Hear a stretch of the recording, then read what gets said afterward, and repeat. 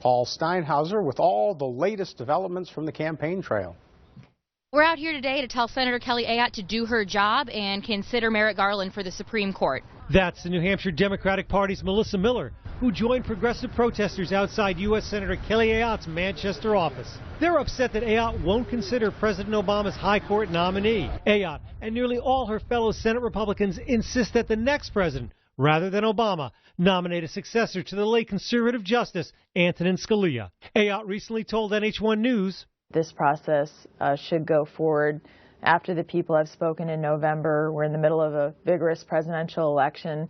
Given the consequential nature of this position, that'll have an impact on the balance of the court for decades." Ayotte's being challenged as she runs for re-election by Democratic Governor Maggie Hassan in one of the biggest Senate showdowns in the country. Hassan recently told us, her decision to refuse to do her job and refuse to support nominations really speaks she stands with and what she stands for. And she is standing with the far-right party leadership, the National Republicans, who tell her what to do, and she's doing it.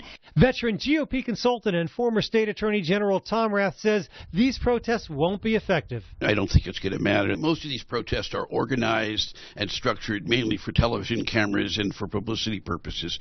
The person on the street is aware of the controversy.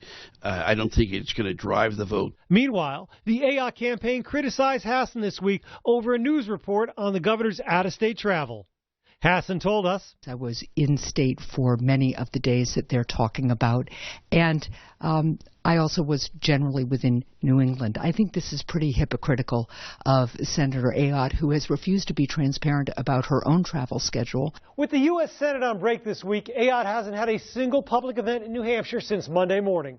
In the studio, on NH1 News political director Paul